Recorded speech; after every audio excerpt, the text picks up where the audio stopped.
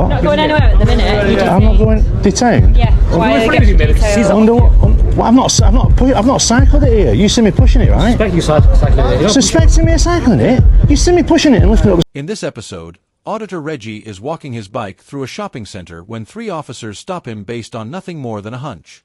One of them approaches looking aggressive and scruffy enough to be genuinely intimidating, and Reggie instinctively turns away. Not because he's hiding anything, but because the officer comes across as trouble. What follows is one officer leaning heavily into a wannabe gangster persona, only for Reggie to calmly dismantle it and expose how quickly swagger replaces standards when officers decide that vibes are enough. Alright,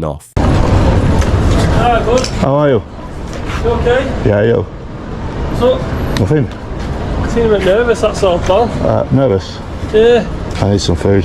You just saw the cops and then... I didn't know you was a copper.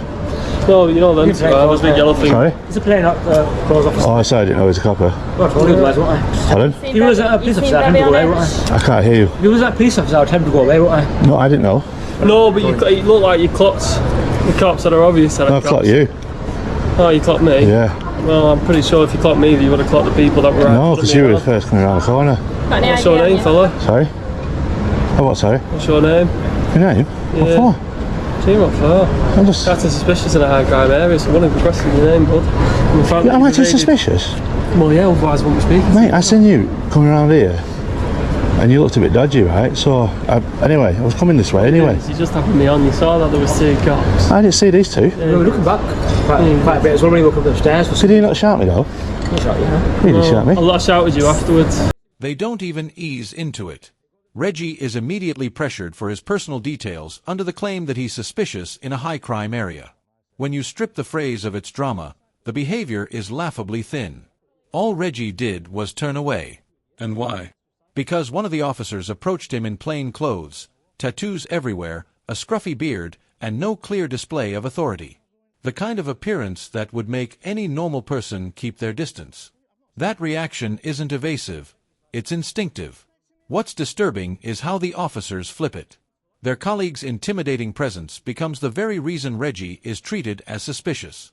Instead of recognizing how they're being perceived, they weaponize that perception to justify the stop. Basically, we saw you coming towards us, you U-turn, you go up them stairs, you kept looking back, and it's not safe to look back when you're going up them stairs with a bike in your hand. I don't worry about my safety, my friend, but can you cycle here? It's actually a fence to cycle. Colleagues asking for details. We don't ask you with you. Is there a fence to cycle? Is there a can you cycle here? No. No, right, I'll walk it. Let's see it. Choose your name, mate. What? Not going anywhere at the minute. I'm not going detained. Yeah. Why are they getting detailed? Under what? I've not cycled it here. You see me pushing it, right? Suspect you cycling it. Suspecting me of cycling it? You see me pushing it and lifting it up the stairs. Relax a little bit. Whoa, he just said he suspects me of riding it. You're going to ride at some point, let's be honest. Yes, but I've just asked you. I've just asked you, can you cycle here? And you said no. Unless he's some sort of order and he's just trying to get out. You just said I'm detained. Am I free to go? No, you need to. What section am I detaining? Section 50, the Police Reform Act. First, they acknowledge that Reggie dragged the bike up the stairs, then immediately pivot to, "I suspect you of riding it," followed by the even worse admission, "You're going to ride it at some point." That isn't suspicion, it's fortune-telling. Policing doesn't work on predictions about what someone might do later. You don't detain people for hypothetical future behavior. Then the detention suddenly appears under Section 50 of the Police Reform Act, a power that only applies after an actual offense has occurred and the officer reasonably believes the person has acted antisocially. That's the catch. They can't escape it. No offense means no Section 50. You can't block someone's exit and then manufacture grounds to demand their name just because you don't like them disengaging. And what do you suspect me of doing? Antisocial behaviour? That's correct. Right, so you're going to abuse this because I'm not giving you my name. You'll have to arrest me. Why are you an auditor? So what you've done is you've seen cops and then you want attention. She's just detained me. Stand about. So what is it then? Are you just trying to get cops' attention? No, mate, I seen you and you looked like one of the druggies who attacked me last time I was in Manchester. No, seriously, I didn't see these two. So what is it? Are you an auditor? Is that what you are? Mate, what I am, right, she just detained me. Am I free to go yet or not? Because I'll put a claim in against you. Because, mate, what you've just done, I'm not committed any antisocial behaviour. So what's happening is you're an auditor, you've clocked that. I seen you. Oh my God, shut up, let me explain. Don't talk to me like that, my I friend. can talk to you how I like. Well, how about me talk to you? How are you like? What's your collar number, sir? 818288. So anyway, so what's happened here is you've seen two cops. I seen you. I didn't see these two. I can make a YouTube video out of this. He come around the corner first. Am I right? No, these two were. No, you come around the corner We first. were right next to me. We came at the same time. Mate, you look like a druggie from around the thingy. Crutchy, I think it's called. I look like Turbo. You think I look like Crutchy? Yeah, he's You do.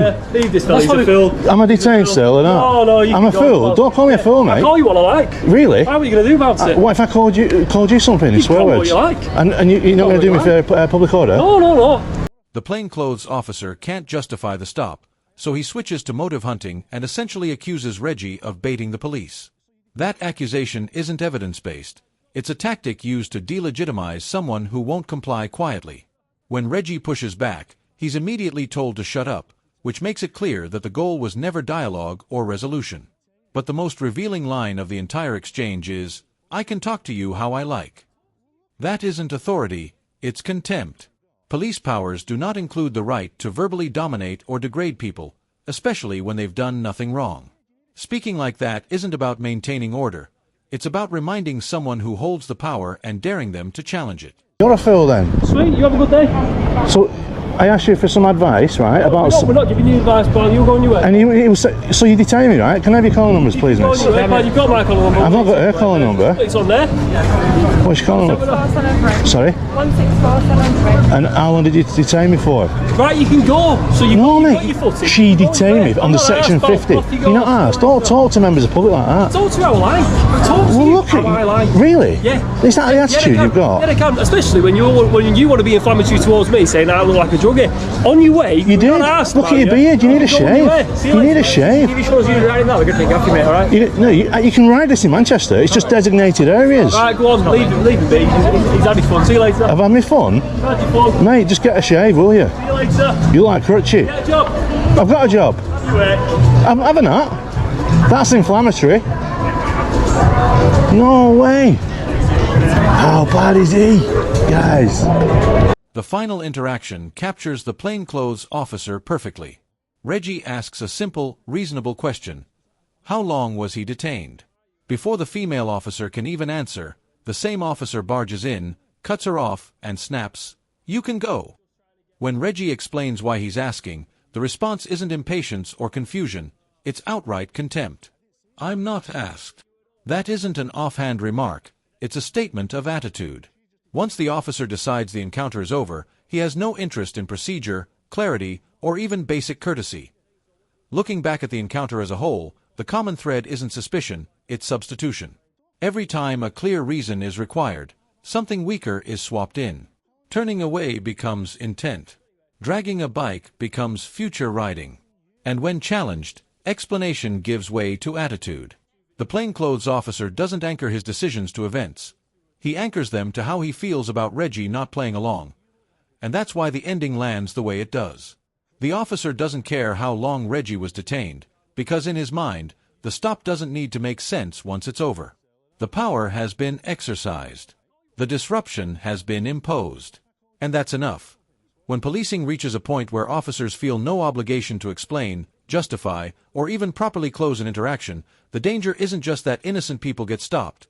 It's that the people stopping them don't believe they owe anyone an answer at all. That's it for today's video. If you enjoyed this episode, don't forget to like, comment, and subscribe. It really helps me continue my independent coverage. Also, be sure to check out Reggie. His channel is linked in the description. Show him some love. Thanks for watching. This is Capital Watch, and I'll see you in the next one.